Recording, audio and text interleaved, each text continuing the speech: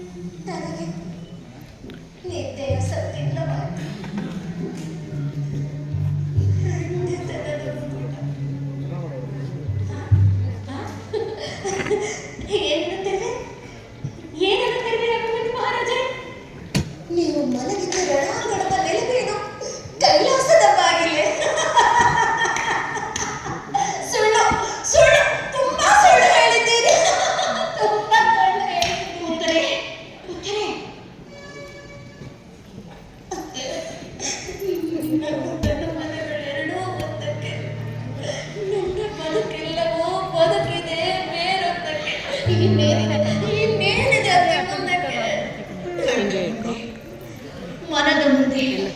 ಪತಿಯ ಚಿತ್ರವನ್ನೇ ನಿಲ್ಲಿಸಿಕೊಂಡು ಕಮ್ಮನಿಗೊರೆಯುವಂತೆ ಕರ್ತವ್ಯವನ್ನು ನಿನಗೆ ಇದಕ್ಕಿಂತಲೂ ಮಿಗಿಲಾದ ಕರ್ತವ್ಯ ಉಂಟು ನಿನಗೆ. ವಿಜಯಲಕ್ಷ್ಮಿ ಕರ್ತವ್ಯ ತಾಯಿ. ಈ ಪಿತ್ತರದ ಭೂಮಿಯೊಳು ಒಂದೊಂದೊಂದೇ ಸರಿ ಏನನ್ನೋ ಬಯಸದೆ ನಿಷ್ಕಾಮ ಕರ್ಮ ಯೋಗವನ್ನು ಆಚರಿಸಬೇಕಾಗುವುದು ವಿಧವೆಗೆ ಸದವೆಗಿಂತಲೂ. ಸಂಸಾರದಲ್ಲಿ ಹುಟ್ಟುವುದನ್ನು ನೆತ್ತಿ ಸುಟ್ಟರು ವಿಧವೆಯ ಕೈ ಕರ್ಮದಲ್ಲಿ ಕಾಲ ಕಳೆಯಬೇಕು, ಸಾವು ತನ್ನಿಚ್ಛೆಯಲ್ಲಿ ಬರುವ ಪರ್ಯಂತ. ಹೌದು, ಧರ್ಮ ಯೋಗಿನಿಯಾಗಬೇಕು. ನಿಷ್ಕಾಮ ಕರ್ಮಕಲೆ ವಿಧವೆಯ ಬಾಳಿನ ಬೇರು. ಅಂದಾಗುವುದು ಆತ್ಮೋನ್ನತಿ. ಅದಕ್ಕೆ ಗುರುತಾಗಿದೆ ಸ್ಥಿತ ಪ್ರಜ್ಞ ಶಾಂತಿ. ಆಗಲೇ ವಿಧವೆಯ ಬಾಳಿನ ಬೆಳಕು. ಈಗಂತೂ ನನ್ನ ಸುತ್ತಮುತ್ತಲೂ ಸುತ್ತುತ್ತಿದೆ, ಮತ್ತೆ ಮತ್ತೆ ಮತ್ತೆ ಮುತ್ತುತ್ತಿದೆ. ಕತ್ತಲು, ಕಾರ್ಗತ್ತಲು, ಕಗ್ಗತ್ತಲು, ಬರೀ ಕತ್ತಲು, ಬರೀ ಕತ್ತಲು, ಕಗ್ಗತ್ತಲು, ಕಾರ್ಗತ್ತಲು,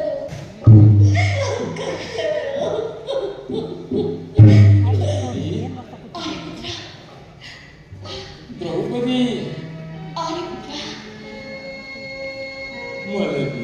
ಮಲಗಿ ಸಾಕಾಗಿ ಎದ್ದು ಕುಳಿತುಕೊಳ್ಳಬೇಕೆನಿಸಿದೆ.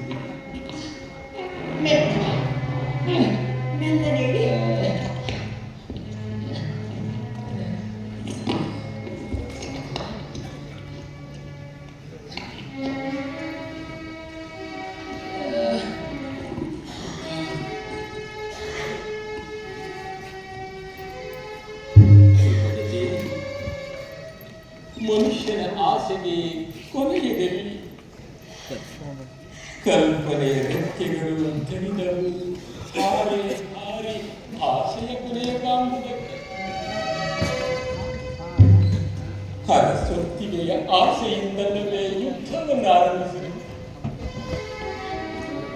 ರಾಜರಾಜರು ಭೂಮಿಗೆ ಬಡಿದಾಡಿದರೆ ಅವರವರ ಪಕ್ಷಾಭಿಮಾನದಲ್ಲಿ ಬಡಜನರು ಹೆಮ್ಮೆಗೆ ನಿಂತು ಹೊಡೆದಾಡಿ ಸಾಯಬೇಕಲ್ಲವೇ?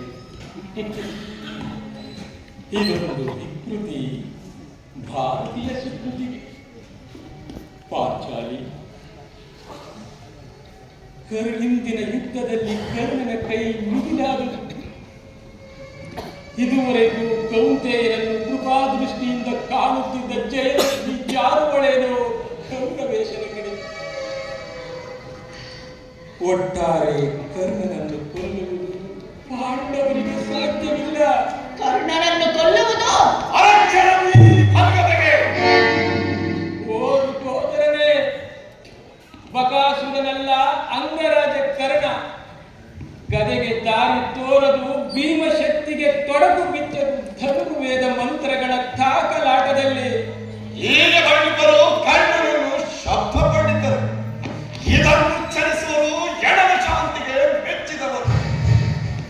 ಬೆಟ್ಟದಂತಹ ಬಲಯುತನು ಕಟ್ಟಿ ಕಂಕಣ ನೇತ್ತರದ ಒಳ ನಟ್ಟಗಳ ನಿಂತಿರೆ ದಿಟ್ಟಿಸುತ್ತ ಜನಜಟ್ಟಿಯ ಬಿಟ್ಟು ಹೋಗುವುದು ತಾನೇ ಮಾರಿ ಮೃತ್ಯುಂಜಯನಲ್ಲಿ ಮರಳಲಿಕ್ಕೆ.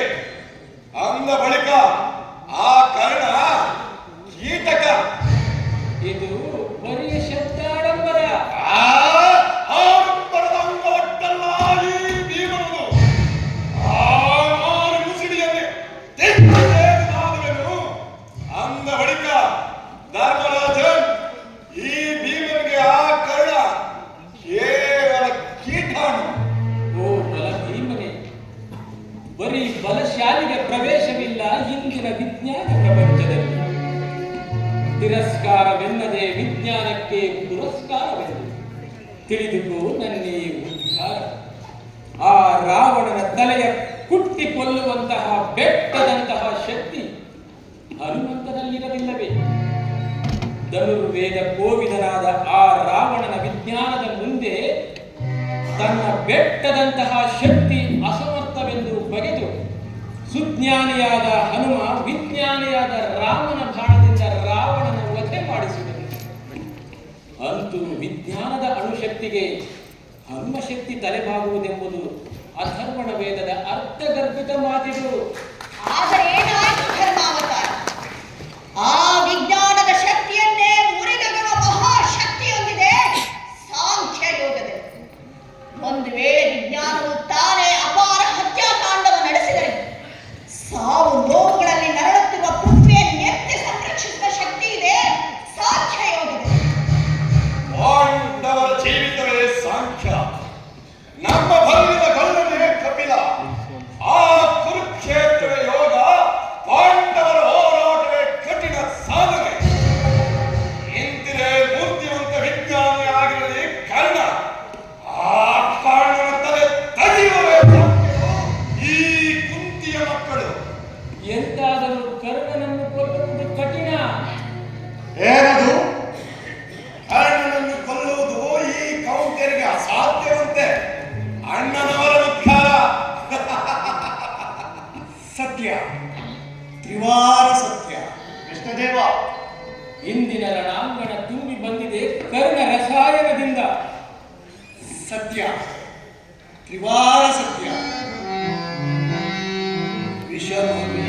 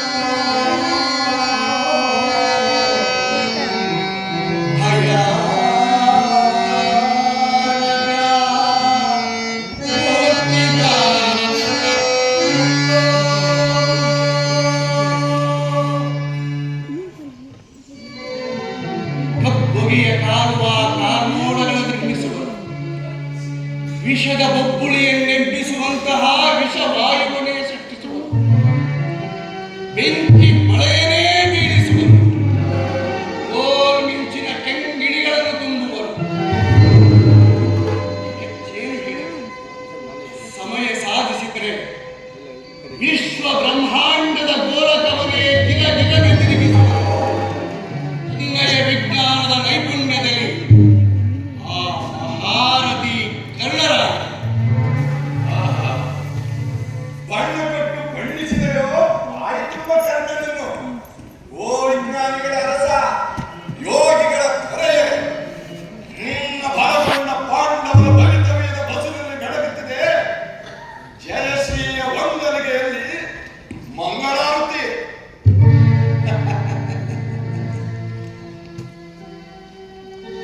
ಈ ಕೃಷ್ಣನ ಮೇಲಿಟ್ಟಿರುವ ನಿನ್ನ ಭಕ್ತಿ ನಂಬಿಕೆಗಳಿಗೆ ಇದೇ ಇಲ್ಲ. ಧನ್ಯ ಭೀಮಸೇನ, ಧನ್ಯ ಭೀಮ. ಇಂತಹ ಕಲ್ಪನೆಗಳ ಕನಸು ಕಾಲನಿಗೂ ತಿಳಿಸು. ಏಕೆ ಧರ್ಮಾವತಾರ? ಸತ್ಯವಿದೆ ಶ್ರೀಕೃಷ್ಣನೇ. ಇಂದಿನ ಬಲ್ಲಿದ ಬಿಲ್ಲಾಡುವೆ ಕರ್ಣ. ವೈರಾಗ್ಯ ಬಾಳಿಗೆಂಬನು ಕೊಟ್ಟ ತಲೆದಿರುವ ವೇದಾಂತಿಗೆ ಕರುಣ ಬಲ್ಲಿದ ಬಿಲ್ಲಾಡುವಾಗಿ ಕಂಡಿರುವುದು ಸಹಜ. ನಿಮ್ಮ ನಗೆಯಿಂದ ಸಿಡಿಯೊಡೆಯುತ್ತಿದೆ ಧರ್ಮರಾಜಗಳು ನೀವಿಟ್ಟ ನಂಬಿಕೆ ಇಳಿಗಂಟು. ಧರ್ಮರಾಜ, ಯೋಗೇಶ್ವರ ಕೃಷ್ಣ ಹಾಗೂ ಧನುರ್ಧಾರಿ ಪಾರ್ಥ ಇವರಿಬ್ಬರಿರುವಲ್ಲಿಯೇ ವಿಜಯಲಕ್ಷ್ಮಿಯ ವಾಸ್ತವ್ಯ ಎಂಬ ವ್ಯಾಸವಾಣಿಗೆ ಅಪವಾದ ಉಂಟೆ? ಉಂಟು ಧ್ರುಪದಜೆ. ಮನುಷ್ಯ ಮಾಡುವ ಸಿದ್ಧಾಂತಕ್ಕೆ ತೀರ್ಪಿಗೆ ಅಪವಾದ ಇದ್ದೇ ಇದೆ.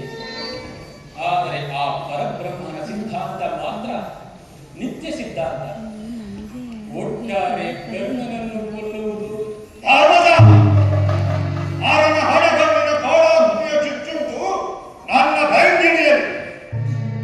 ಅರ್ಜುನ, ನಿನ್ನ ಬೆಂಗಿಣಿಯಿಂದ ಆ ಹರಗಣ ಹಣಗಣ್ಣಿನ ಕಿಚ್ಚು ದಗದಗಿಸಿದರೆ ಅದನ್ನು ಆರಿಸಲಿಕ್ಕೆ ಜಿಗಿದು ಬರುವಳು ಜಲಗಂಗೆ ಶಿವನ ಜಡೆಯನ್ನು ಬಿಟ್ಟು ಕರ್ಣನ ವರುಣಾಸ್ತ್ರ ಪ್ರಯೋಗದಲ್ಲಿ.